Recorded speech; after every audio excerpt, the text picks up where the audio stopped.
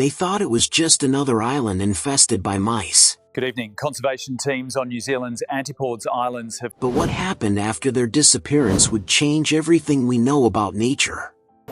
What if I told you that a creature smaller than your thumb almost erased an entire world from existence? Last summer, wildlife officials revealed a controversial plan to drop poison across the Farallon Islands to eliminate an invasion of mice. They were prepared to unleash 65 tons of venom on a storm-battered island to wipe out creatures barely the size of a walnut. The proposal called for helicopters to drop nearly 3,000 pounds of rodent bait over the southern islands of the Farallons. If even one survived, the entire operation would fail. What happened next revealed just how fragile life is and how fiercely it fights to survive. An island on the edge of collapse. Far off the southern coast of New Zealand lies the Antipodes Islands, a place so remote, so relentlessly beaten by subantarctic storms that few humans have ever stood upon it. For millions of years, it was a sanctuary. Steep cliffs sheltered seabird nests. Tall grasses swayed over ancient insect burrows that existed nowhere else on Earth. Life here evolved in perfect isolation, untouched by predators.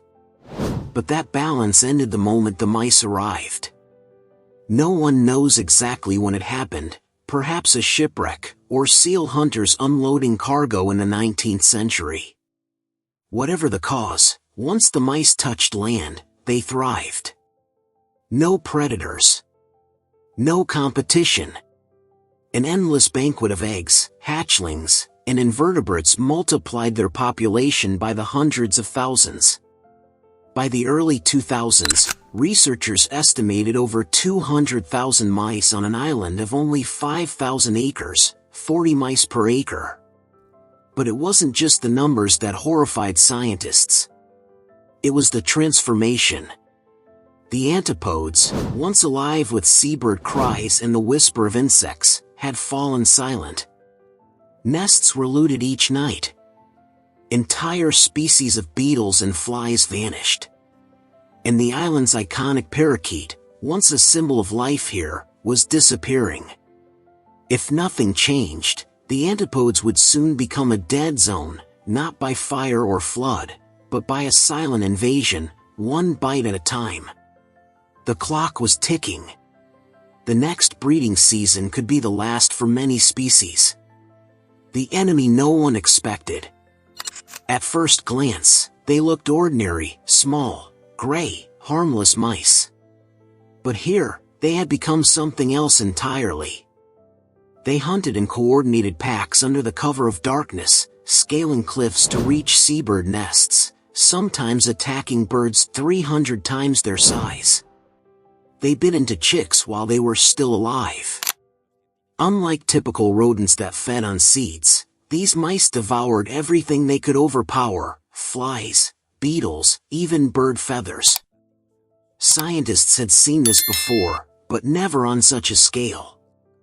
On Gough Island, cameras had captured similar horrors: dozens of mice attacking defenseless seabirds, rolling them to death in frenzied assaults. Now, the antipodes showed the same pattern, in the same deadly path. Native species had no defenses. The Antipodean parakeet, one of the few parrots that foraged on the ground, lost entire generations of young. The island pipit and the nearly flightless wren became easy prey. Insects unchanged for millions of years vanished from the food web. This wasn't simple predation, it was ecological warfare. Isolated for generations, the mice had become bolder, stronger, and dangerously efficient. If nothing was done, the antipodes wouldn't just lose a few species, it would collapse entirely from the ground up. The million-dollar gamble. By 2014, the threat was undeniable.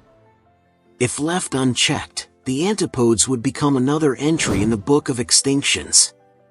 New Zealand's Conservation Department faced two options: act or watch the island die. So they launched an unprecedented mission called the $1 Million Mouse. It would cost more than $680,000, require 65 tons of poison, and demand total precision. If even one pregnant mouse survived, the population could rebound within months. The challenge was monumental. The antipodes sit 760 kilometers southeast of New Zealand, surrounded by cliffs and pummeled by winds exceeding 100 kilometers per hour. There were no ports, no beaches, no shelter. Only helicopters could arrive, and only helicopters could leave. Preparation took 2 years. Crews worked during rare breaks in the weather to build shelters, clear landing zones, and store fuel. Every bag of bait, every drop of fuel had to be flown in piece by piece. The weapon was brodificum pellets, lethal to mice but designed to spare native birds. Precision was everything. Every inch of the 5,000-acre island had to be covered with no gaps and no errors. Pilots would fly dangerous grid patterns through chaotic weather. Ground teams would monitor and endure months of freezing isolation. This wasn't pest control, it was a surgical strike against ecological collapse, and time was running out. Siege between storms. In June 2016, winter brought the perfect moment to strike. The cold meant fewer nesting birds at risk and desperate mice willing to eat anything, even bait. The first helicopters took off through icy winds with compartments full of green-dyed pellets. Each pilot followed strict GPS-guided routes at precise altitudes and speeds. Too high, the bait scattered uselessly. Too low, and the cliffs spelled disaster. Then the storms came. Antarctic gales swept in without warning, fog, sleet, and winds strong enough to flip aircraft mid-flight. Days passed without sorties. The calendar slipped. The longer they waited, the more likely the mice would adapt, hide, or avoid the bait. On the ground, 13 team members endured harsh huts, limited rations, and 12-hour shifts in freezing temperatures. They tracked feeding signals, searched every meter of terrain, and knew there was no rescue coming for weeks. Despite the conditions, the mice ate. Carcasses appeared. But the team knew it wasn't enough. A second drop was scheduled for June 29th, again through blinding fog and chaotic winds. By July 13th, the final pellet fell. 65 tons of poison blanketed the island. The helicopters stopped. The sky went silent.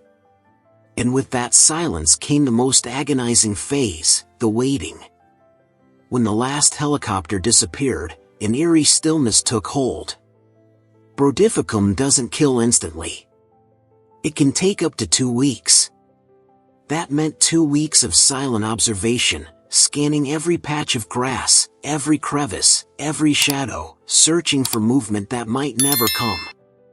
Ground teams combed the island day after day.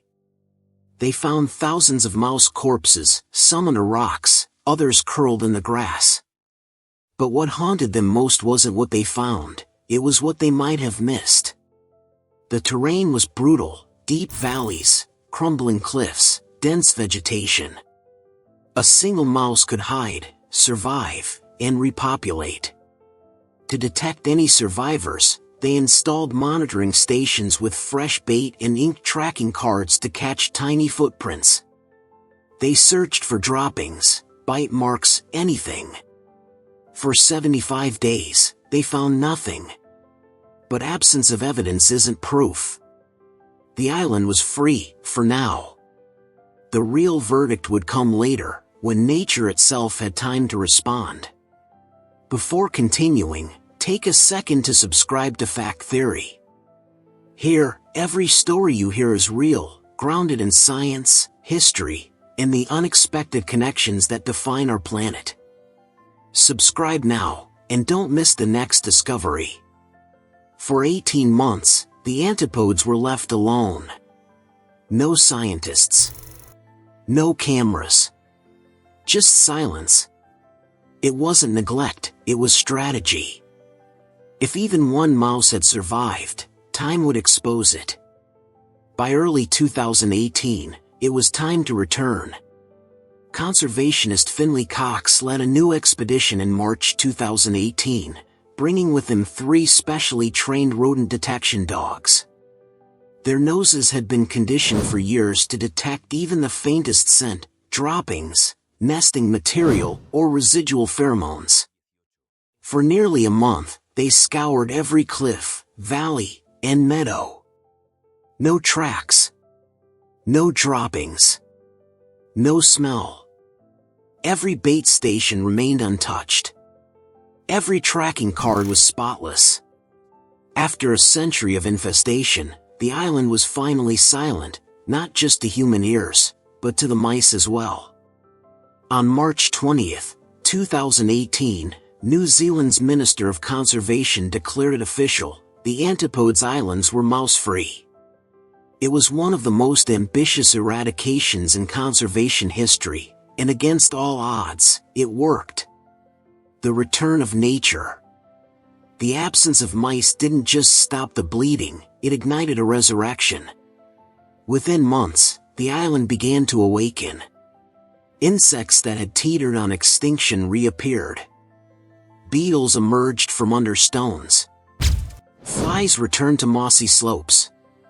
Giant, wingless crickets leaped again across the forest floor. Many hadn't been seen in decades. The transformation rippled upward through the food chain. Without constant predation, the Antipodean parakeet population exploded by 400% in just 4 years. Once confined to cliffs safe from mice, they began nesting in lowlands for the first time in a century. The island pipit, one of the southernmost songbirds on Earth, laid larger clutches with higher survival rates. Even the plants responded. Vegetation, once gnawed short by mice, grew taller and denser. Rare grasses spread across valleys.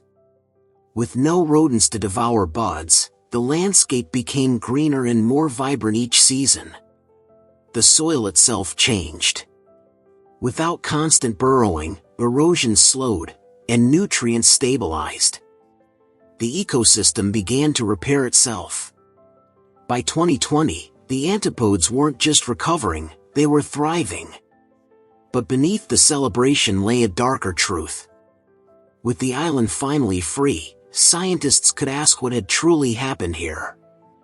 The answers were worse than anyone imagined. DNA sequencing revealed that the mice had driven dozens of species to extinction, some erased so completely that only traces of their genetic code remained in the soil.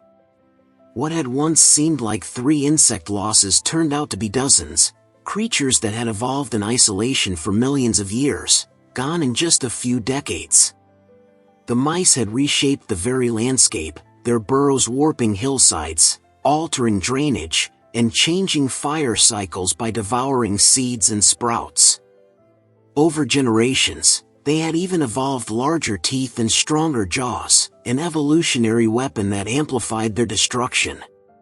If the eradication had waited just 10 more years, the damage would have been irreversible. The antipodes weren't simply declining, they were seconds from collapse. That poison didn't just kill invaders. It saved an entire world. But this story raises a chilling question. If something as small as a mouse could bring an island to the edge of extinction, what might humanity be doing to our own planet right now? If you enjoyed this story, let me know your thoughts in the comments below. Would you have saved the mice, or risked the island? Leave a like, share this video, and subscribe to Fact Theory for more true stories where science meets the unknown.